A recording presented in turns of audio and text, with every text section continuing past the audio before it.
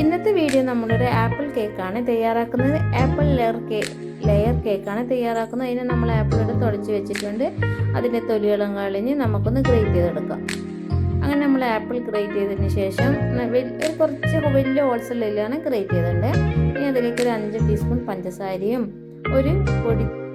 ഒരു പട്ട പൊടിച്ച പൊടിയും കൂടി അതിലേക്ക് ഇടും. പട്ടപ്പൊടി ഇടുന്നത് നമ്മുടെ ആപ്പിളിന് നമ്മുടെ കേക്കിന് നല്ലൊരു ഫ്ലേവറിന് വേണ്ടിയിട്ടാണ് പട്ട പൊടിച്ചത് ഇടുന്നത്. അതെല്ലാം കൂടി നല്ലോണം നമുക്കൊന്ന് മിക്സാക്കി എടുത്ത് നമുക്കത് മാറ്റി വെക്കാം. പിന്നെ നമുക്ക് ആപ്പിൾ ഒരു പീസസായി മുറിച്ചെടുക്കണേ.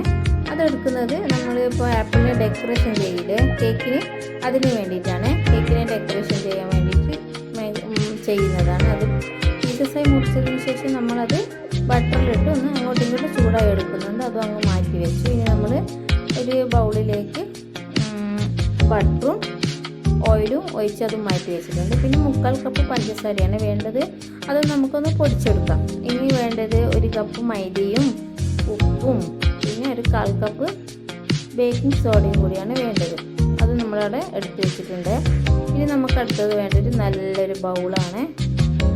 നല്ലൊരു ബൗളിൽ 2 മുട്ടേനെ പൊട്ടിച്ചിടുക. അങ്ങനെ 2 മുട്ടയും അവിടെ പൊട്ടിച്ചിട്ടു. ഇനി മുട്ടയുടെ സ്മെല്ലൊന്നും ഇല്ലാതിരിക്കുക നമ്മൾ അതിലേക്ക് വാനില എസൻസ് ഒഴിക്കുന്നുണ്ട്. വാനില എസൻസ് ഒഴിച്ചതിന് ശേഷം നമുക്കൊന്ന് ബീറ്റ് ചെയ്തെടുക്കാം. അങ്ങനെ നമ്മൾ ബീറ്റ് ചെയ്യാൻ തുടങ്ങിയ അങ്ങനെ നല്ലോണം ബീറ്റ് ചെയ്തതിന് ശേഷം നമുക്കതിലേക്ക് പാലാണ് വേണ്ടത്.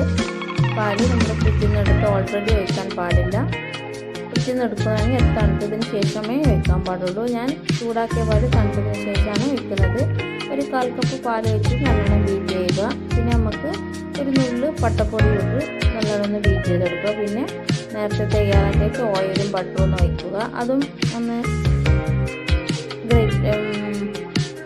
മിക്സ് ചെയ്തതിന് ശേഷം നമ്മൾ പഞ്ചസാര പൊടിച്ചത് അതും കൂടിയിട്ട് ഒന്ന് നല്ലോണം ഇളക്കി കൊടുക്കുക. ഇനി നമുക്ക് നേരത്തെ മൈദ ഒന്ന് അരിച്ചെടുക്കുക. അതും നല്ലോണം ഒന്ന് മിക്സാക്കി കൊടുക്കുക. മിക്സാക്കി കൊടുത്ത് നമ്മുടെ കേക്കിൻ്റെ ടിന്നീട് ഓൾറെഡി റെഡി ആയിട്ടുണ്ട്. ഇനി നമുക്ക് കുറച്ച് ബാറ്റർ അതിലേക്ക് ഒഴിച്ചു കൊടുക്കാം. കുറച്ച് ബാറ്റർ ഒഴിച്ചതിന് ശേഷം നമ്മൾ നേരത്തെ തയ്യാറാക്കിയിട്ടില്ലേ ആപ്പിള്, അത് ഇതിൻ്റെ മേലെ ഇട്ട് കൊടുക്കുക. എല്ലാ സൈഡിലും കുറച്ചായി ഇട്ട് കൊടുക്കുക. ഇടുമ്പോൾ നമ്മൾ മാവിലേക്ക് മുങ്ങാത്ത വിധത്തിൽ ഒന്ന് ഇട്ട് കൊടുക്കണേ. അങ്ങനെ മൊത്തം ഇട്ട് കൊടുക്കുക. ആപ്പിളിൻ്റെ നമ്മൾ ലെയർ കേക്കെല്ലാം ഉണ്ടാക്കുന്നത്. അപ്പോൾ ആപ്പിൾ ലെയറാണിത്. ഇനി എല്ലായിടത്തും ആക്കി കൊടുത്തതിന് ഇനി നമുക്ക് ബാക്കിയുള്ള മാവും കൂടി അതിലേക്ക് ഒഴിച്ചു കൊടുക്കാം. ഒഴിച്ചു കൊടുത്തതിന് ശേഷം നമ്മൾ സ്പോച്ചർ വെച്ചിട്ട് നമ്മുടെ ഇത് വെച്ച് 4 സൈഡും ഒന്ന് കിട്ടാത്ത മാവില്ലാത്ത ഭാഗത്തെല്ലാം ഒന്ന് മാവാക്കി കൊടുക്കുക. ഇനി നമ്മളതൊന്ന് ടാപ്പ് ചെയ്ത് കൊടുക്കുക.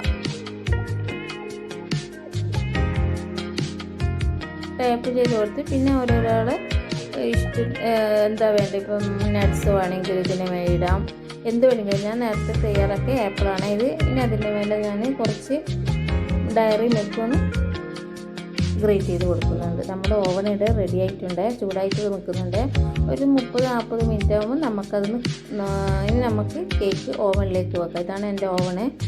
ഒരു 30 മിനിറ്റ് കഴിഞ്ഞപ്പോൾ ഒരു കത്തി എടുത്തൊന്ന് കുത്തി നോക്കി. അപ്പോൾ അതാ വാവ്, നമ്മുടെ കേക്കിടെ റെഡി ആയിട്ടുണ്ട്. ഇനി നമുക്ക് നമ്മുടെ ഓവനിൽ നിന്ന് കേക്ക് എടുത്ത് വെക്കാം. അതിനുശേഷം നമുക്ക് അതിൻ്റെ മേലെ കുറച്ച് പഞ്ചസാര ഒന്ന് വെതറി കൊടുക്കാം. തണിഞ്ഞാൽ നമുക്കൊന്നത് മുറിച്ച് എടുക്കാം. നല്ല സോഫ്റ്റിയായ നല്ല ടേസ്റ്റിയായ കേക്കാണ്. ആപ്പിൾ ഉണ്ടെങ്കിൽ എല്ലാവരും ഇതേപോലത്തെ ഒന്ന് തയ്യാറാക്കുക നോക്കണേ. എനിക്ക് ക്രീം കേക്കിനെയും കാട്ടി ഈ കേക്ക് വളരെ ഇഷ്ടമായിട്ടുണ്ട്. ഇതാണ് നമ്മുടെ layer cake, apple layer cake. Super taste.